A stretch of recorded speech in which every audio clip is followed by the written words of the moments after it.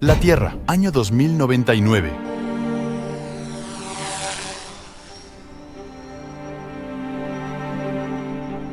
Descargando archivos.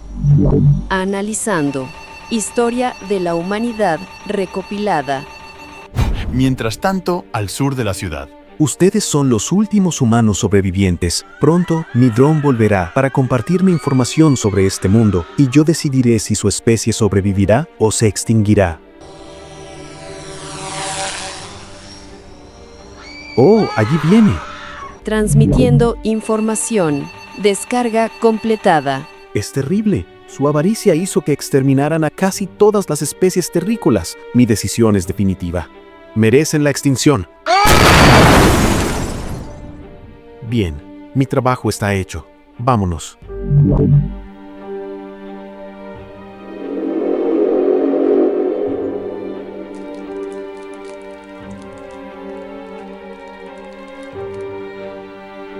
Bienvenido visitante intergaláctico. Este planeta alguna vez fue gobernado por la raza humana. Para más información, da clic en el botón.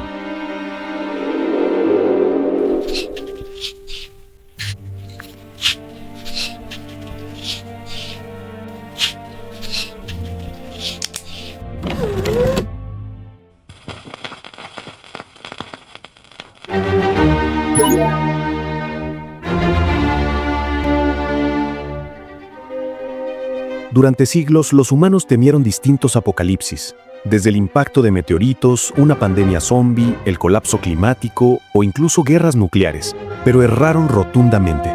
Ningún delirio de ciencia ficción anticipó una amenaza tan simple como la Internet. No hubo un hackeo masivo ni la rebelión de una superinteligencia artificial. El fin llegó por la Internet tal y como la conocían. Ocurrió ante sus ojos y jamás lo sospecharon. Para comprender por qué esta herramienta resultó catastrófica, debemos remontarnos al origen de su especie. Devotos a la religión, los humanos se negaban a reconocer que, pese a su intelecto avanzado, seguían siendo animales. Probar que evolucionaron del primate es muy sencillo. La evidencia irrefutable yacía oculta en lo más recóndito de su cerebro, específicamente en el tronco encefálico y los ganglios basales, o en términos populares, el cerebro reptiliano, que se especializó en asegurar la supervivencia instintiva, priorizando el anhelo de alimento, reproducción sexual, ahorro energético y mecanismos de defensa contra depredadores, entre otras tareas. Millones de años el cerebro tardó en perfeccionarse hasta imponerse a otras especies. Hace 50.000 años alcanzó su forma definitiva, que le otorgó un óptimo desarrollo cognitivo, permitiéndole complejizar su lenguaje y pensamiento abstracto. Funcionaba idealmente en un entorno de escasez, donde cazar, recolectar y migrar eran la rutina. Cada éxito liberaba descargas químicas, dopamina, endorfinas, adrenalina. No eran un lujo, sino la recompensa a grandes esfuerzos. Pero por desgracia, los humanos no pudieron evolucionar al ritmo de su civilización. Al llegar la era industrial, sus organismos seguían programados para sobrevivir en la naturaleza. Y lo que antes era una ventaja, como almacenar grasa para periodos de ayuno y anhelar sexo para perpetuar la especie, se volvió vulnerabilidad. El azúcar refinada sustituyó al fruto ocasional. El alcohol, la nicotina y la cocaína falsificaron la relajación natural. El deporte se volvió algo ocasional. El arte más popular, otrora humanista y reflexivo, dejó de estimular emociones existenciales y se tornó explícito y sensacionalista, rendido ante impulsos primitivos. El cerebro reptiliano, incapaz de distinguir entre lo real y lo ficticio, cayó preso de estímulos efímeros y éxito superficial, abastecidos por un capitalismo voraz que, para colmo, devastaba el medio ambiente. Fatiga, déficit de atención, ansiedad, depresión, todo empeoraba conforme el humano se distanciaba de su propia naturaleza, e incluso su coeficiente intelectual comenzaba a disminuir. Y esos malestares se agravaron cuando se perfeccionó la Internet, una promesa de sabiduría y cooperación sin fronteras, que terminó amplificando todo lo dañino.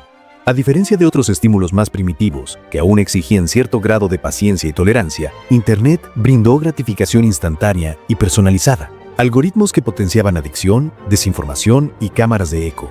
Las ideas opuestas dejaron de analizarse y se convirtieron en anarquía. La paciencia se esfumó, la moderación fue vista como debilidad y el extremismo dominó la conversación.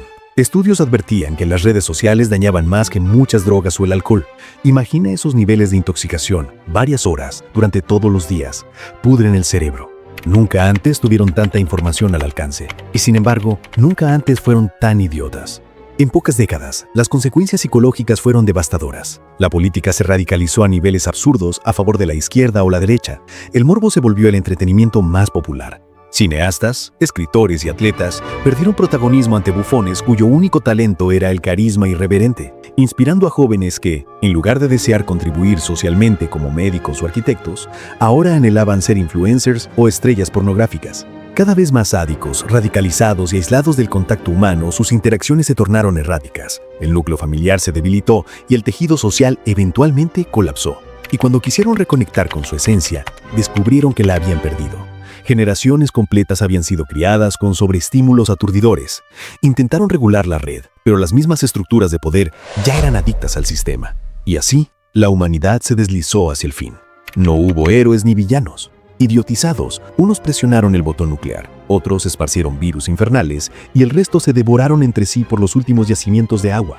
Fue su propia incapacidad de controlar el exceso, exponenciada por Internet. No los unió, los dividió, no los liberó, los encadenó, pudrió sus mentes, su cultura, su medio ambiente y finalmente su futuro. De hecho, si algún humano del siglo XXI viera esta información, seguramente scrollearía restando la importancia, precisamente porque su cerebro reptiliano ansía más morbo que reflexión. Solo los despiertos serían capaces de analizarla y compartirla, y si de casualidad le interesara evitar el apocalipsis, le recomendaría que visitara el perfil de Asterov y diera clic en este video. Son los primeros capítulos de su novela 2065, donde desarrolla la utopía más factible a la que hubieran podido aspirar. Me despido, apreciable visitante intergaláctico. Y recuerda, el propósito de la vida es...